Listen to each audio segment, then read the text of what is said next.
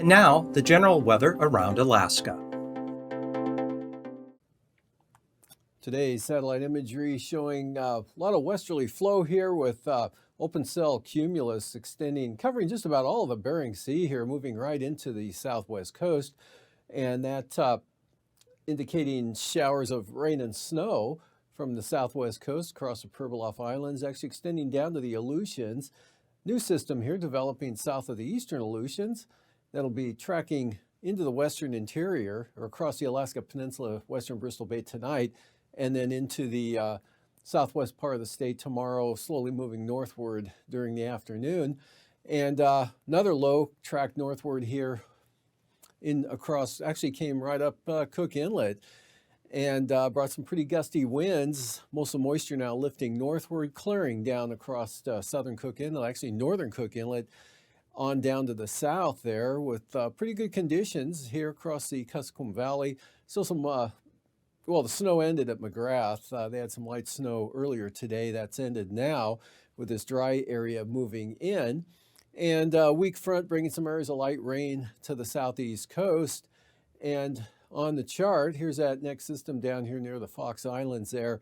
Otherwise, we had this other low moving northward. 998 millibars, not particularly strong, but enough to bring 48-mile-an-hour wind gusts to Anchorage International Airport earlier today, and 46 miles an hour down at Homer. Kenai seeing winds gusting up around 30 to 40 miles an hour as well out of the southwest. Those breezy conditions continuing into this afternoon. Areas of rain again, heaviest along the North Gulf Coast with anywhere from 0.6 of an inch falling at Seward today, while let's see, Cordova picked up 0.8 of an inch of rain, and Yakutat had about 2/3 of an inch. So that's again the heaviest precipitation area in the state.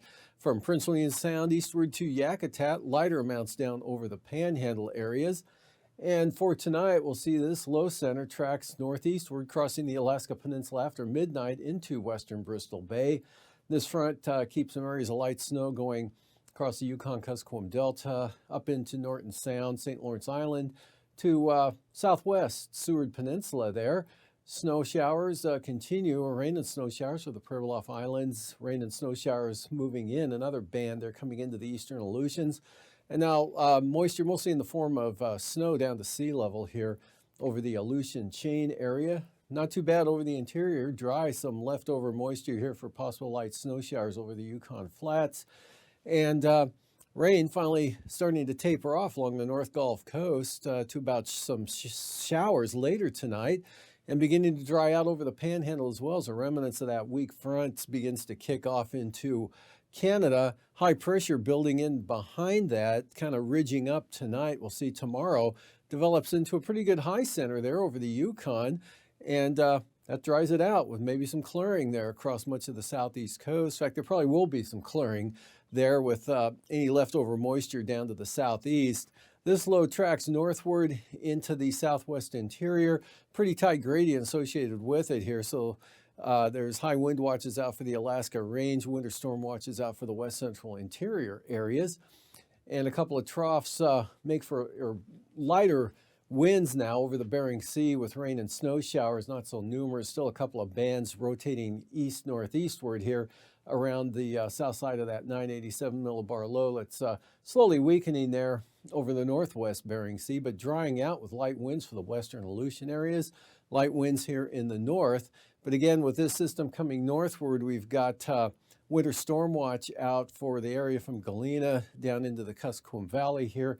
Possible 4 to 7 inches of snow as that system comes northward. And then a high wind watch out here for the central and western Alaska Range for possible wind gusts to 75 miles an hour. And that's about the same time frame as this winter storm watch here, Tuesday into Tuesday evening.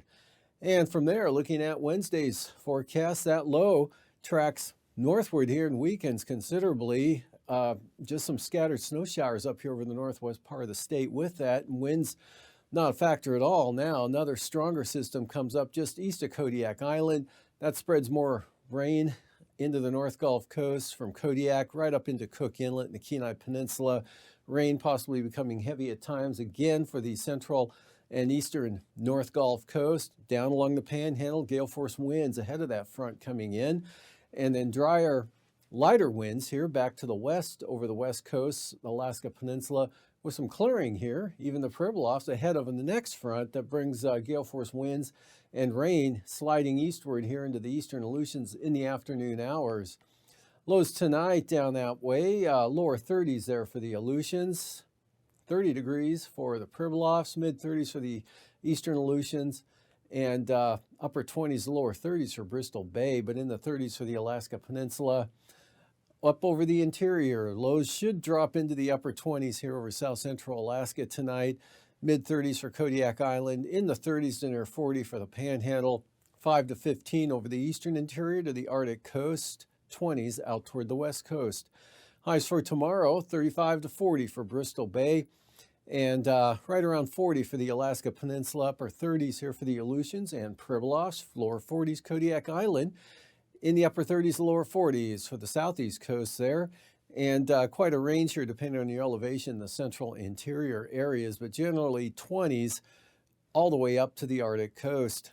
Followed by lows falling a little below zero here over the eastern part of the state on Wednesday morning, and 5 below to 10 above for the North Slope and Arctic coast. Mid 30s there for Kodiak Island, and lower to mid 30s. Not too, actually staying pretty mild this time of year here for south central Alaska, although Susitna Valley may drop into the mid 20s, down to around 8 there for the Copper River Basin, and upper 20s to mid 30s for the southeast coast. Followed by highs again, lower 40s southern Panhandle, but a little cooler up to the north there. Even Yakutat high 36, 30 to 35 here south central Alaska, closer to 40 for Homer, Seldovia, and Kodiak.